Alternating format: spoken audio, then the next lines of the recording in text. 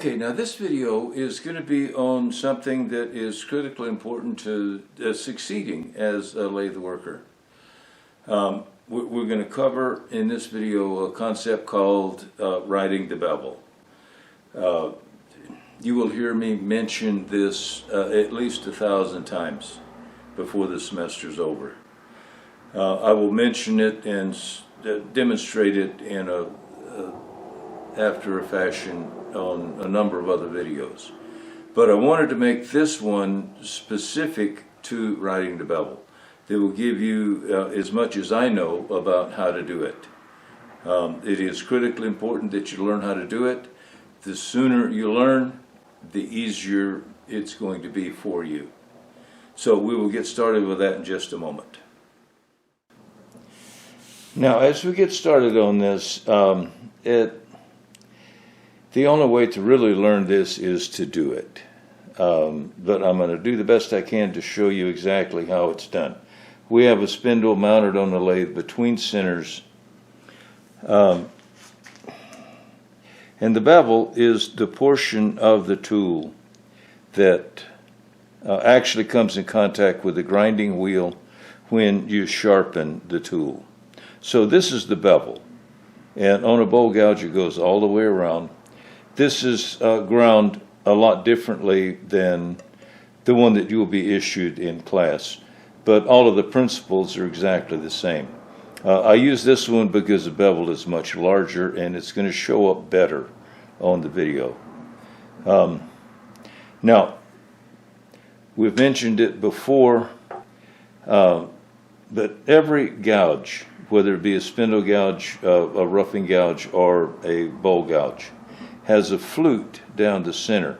Now, this flute can either be open or closed. If the flute is straight up, it's open. If you rotate it 90 degrees, now the flute is closed. But as a general rule, you use a bowl gouge with the flute at a 45-degree angle. Now, when you ride that bevel, that means that you keep the bevel itself very close to the work. And this tool rest is a little bit too low, so I'm going to raise that up a little bit and get the correct height. When you adjust a bowl or a tool rest, you want that you want the actual part of the tool that's cutting to be in the center of the piece. If it's above center or below center, it's going to affect the way it cuts. It cuts most effectively when the cutting portion of the tool is at the center of the work. And every time you change tools, you generally have to change the height on the tool rest, because the distance between the tool rest and the center of the cutter is different from tool to tool. So you'll have to adjust the height on that tool rest to match the tool that you're using. Now, this is set up now correctly for this bowl gouge. We will a lot of people want to open the flute and go straight in. They put the tool rest up too high and they want to go straight in because they think that's a safer cut. It actually isn't.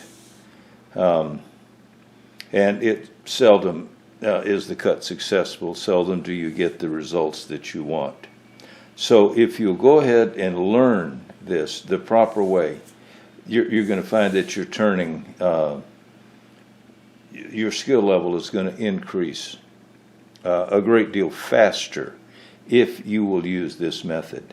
Now, to ride the bevel, you want this tool, since this bevel is cut at a 45-degree angle, you can't have your tool perpendicular to the work and ride the bevel at the same time.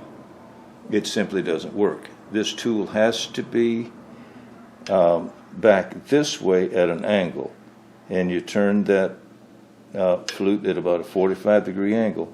And hopefully you can see in the video where the bevel angle on the tool matches, it looks like it's touching the wood, and in this case it actually is.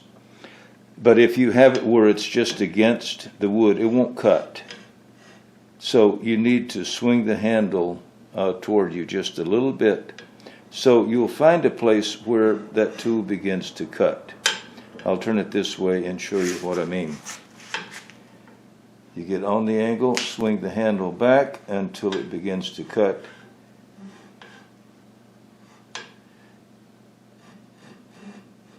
And it will begin to cut.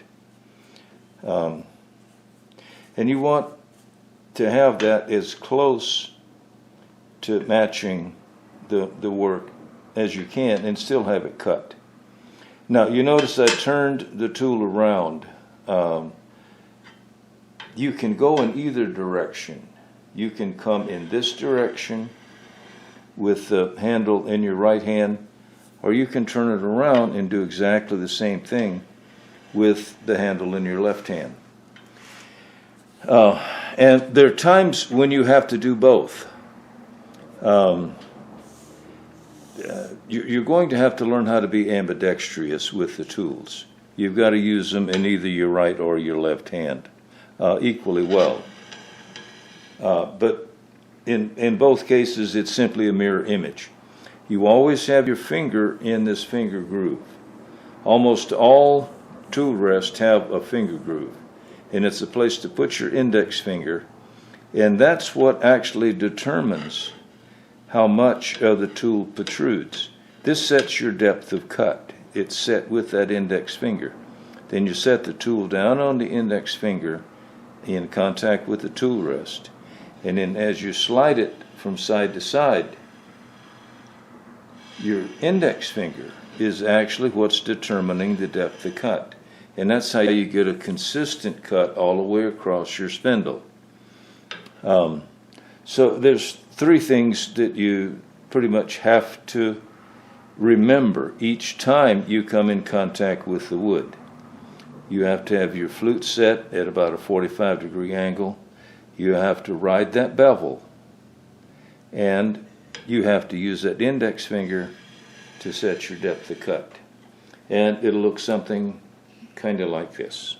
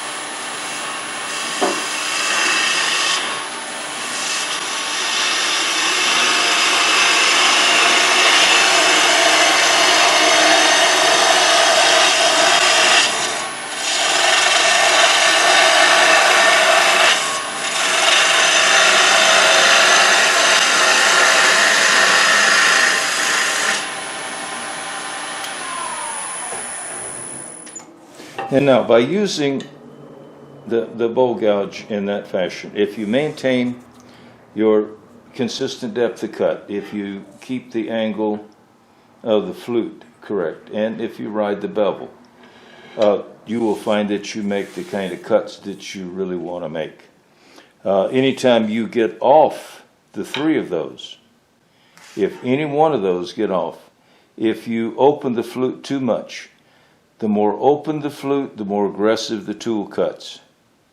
The further you get off the bevel, the rougher it cuts.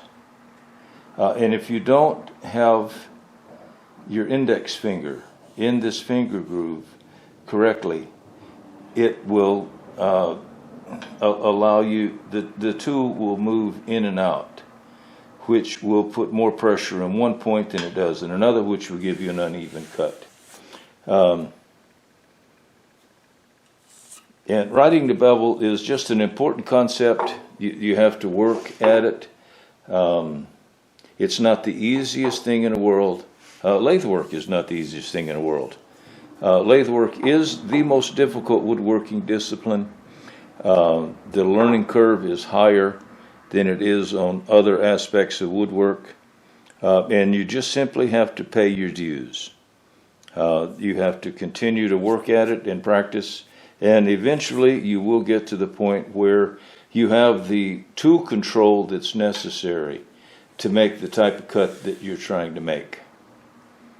And that's how you ride the bevel. The more you practice it, the better you'll get at it. And that'll be it for this one, and we'll try something else on another day.